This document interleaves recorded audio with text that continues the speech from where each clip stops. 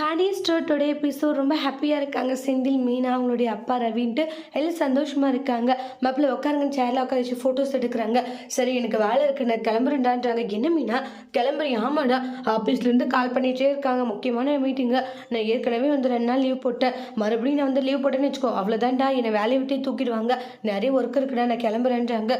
சரி மீனான்றாங்க. அதுக்கப்புறமா மாப்பிள்ள பார்த்துக்கோங்க, நீங்கள் நல்லா ஒர்க் பண்ணுங்கன்றாங்க. சரிங்க மாமானுவாங்க. நீங்கள் போங்க, நான் இருக்கேன்ற மாதிரி சொல்லுவாங்க. கதிர் சரி பார்த்துக்கோங்கன்னு சொல்லிட்டு அங்கிருந்தே கிளம்பி போயிடுவாங்க. அப்புறம் என்ன இப்படி பார்க்க எப்படி இருக்க தெரியுமா, ஒரு நிமிஷம் இருங்க அப்படின்ட்டு வீடியோ கால் பண்ணுறாங்க. சரவணனுக்கு சொல்கிறா, எங்கே இருக்க அண்ணன்? நான் அண்ணனுடைய ஆஃபீஸில் தான் இருக்கேன், வீடியோ காலை பாருங்கன்ட்டு எல்லாம் பார்க்குறாங்க. அப்புறம் செந்தில் கிட்ட கொடுக்குறாங்க. டே செந்தில், உன்னை இப்படி பார்க்க ரொம்ப பெருமையாக சந்தோஷமாக இருக்குன்றாங்க. ஏன்டா ஒரு மாதிரி இருக்குது? இல்லைண்ணே, ஒரு மாதிரி பர்சனல் இல்லையே, உங்ககிட்ட பேசும்போது ஒரு மாதிரி ஷையாக இருக்குது, அப்படியெல்லாம் நினைக்காத சரியான்றாங்க. நல்ல ஆஃபீஸர் எப்படி இருக்கணுமோ அப்படி இருடா அப்படின்ட்டு எல்லாம் சொல்லிட்டு அட்வைஸ் பண்ணிட்டு இருக்காங்க. உடனே பழனி பேசுகிறாங்க. மாப்பிள்ளையா கவலைப்படாதியா, சீக்கிரமாக நாங்களும் உன்னுடைய ஆஃபீஸ்க்கு வந்து பார்க்குறோன்னுன்றாங்க. சரிங்க மாமா வாங்க அப்படின்ற மாதிரி சொல்லிட்டு இருக்காங்க.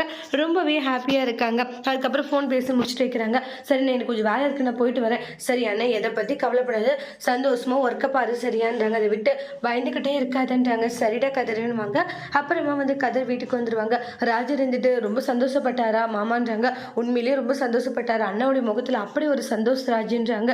என்ன ஒன்று, அப்பா வந்து விஷ் பண்ணலன்றது ஒரு கஷ்டமாக இருந்துச்சு, மாமாவுக்கு கோவம் இருக்கதான் செய்து, எல்லாம் சரியாகிட்டோம். சீக்கிரமாக அந்த பண விஷயம் தெரிஞ்சதும் நல்ல விஷயம் தானே, ஏன்னா பயந்துட்டே இருக்க வேண்டாம். ஆமாம்மா நீ சொன்னதும் சரிதான் அப்படின்றாங்க. சரி பக்கத்தில் தான் வந்து கிரேப் சாப்பிடலாம்லன்னு பக்கத்தில் உட்காந்து சாப்பிட்டு நிறைய விஷயங்கள் பேசுகிறாங்க. சீக்கிரமாக நீங்களும் போலீஸ் ஆஃபீஸர் ஆக போகிறீங்க, நீங்களும் இதே மாதிரி தான் வந்து கம்பீரமாக இருக்க போகிறீங்கன்னு பேசிட்டு இருக்கவும் போலீஸ் கால் பண்ணுறாங்க.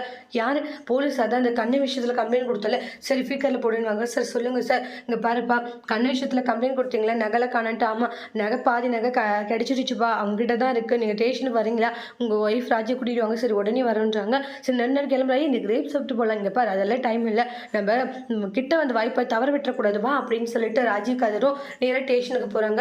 அங்கே பார்த்துட்டு அந்த கண்ணனை பார்த்து பயங்கர கோவப்பட்டுக்கிட்டு இருக்காங்க.